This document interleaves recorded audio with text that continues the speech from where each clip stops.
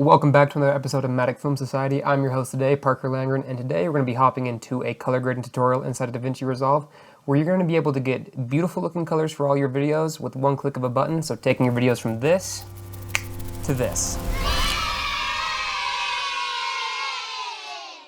Let's go ahead and hop into DaVinci Resolve and figure out how to do that. Inside of DaVinci Resolve, as you can see, I have all my clips and I have a whole bunch of clips loaded up here on the timeline. And all of these are in a log format. And what we're gonna do is simply normalize all this footage. Come on down here to this cog over here. Let's click this. This will open up your project settings. Come on down to color management and your default is gonna be DaVinci YRGB, timeline color space, Rec 709, and then same as timeline for your output color space.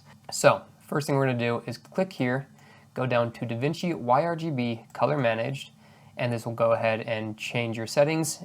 And this is a very important note. If you want what you're looking at, your monitor, to be the same as your export, you need to know what color space that your monitor is in. For Macs and for PC, this will be a different thing.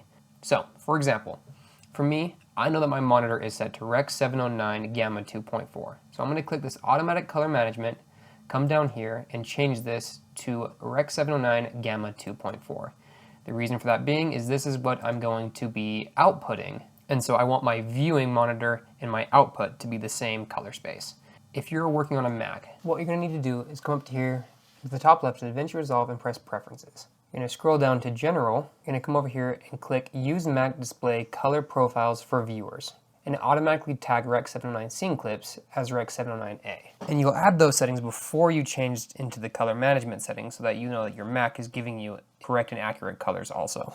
After you change those few settings inside of your preferences, go back to your project settings and change your output color space to Rec 709A, and that'll give your Mac accurate colors. So we have our settings. We have what my output color space is for my monitor, and we're going to go ahead and press save. You can also press these three dots up here and save this as a preset, so that way you don't have to keep doing it every single time you make a timeline. Because this works on the timeline level, so every time you make a timeline, you can choose the settings, and if you just keep this as your preset, it'll be the normal settings every single time.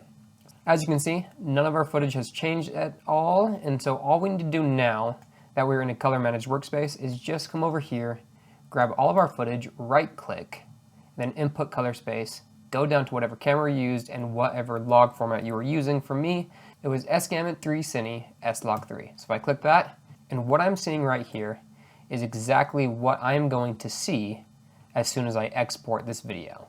Because my monitor and my output are the same.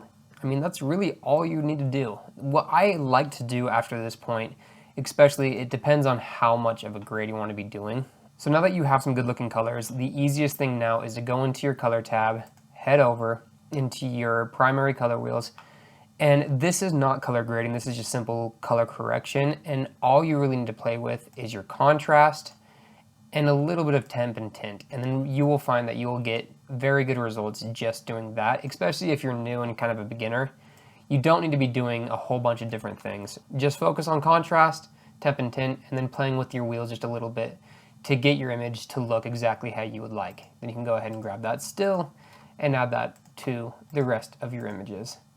So now let's go ahead and look at the before and after, before and after, before and after, before and after. Another thing to note, if you do not want the color management to be on one of your clips, all you have to do is right click that clip, come over here and press bypass color management, and that will get rid of the color management that you currently have on that clip. Sometimes using multiple different cameras, you're going to be dealing with different color spaces. You just want to make sure that you're actually dealing in the right color space.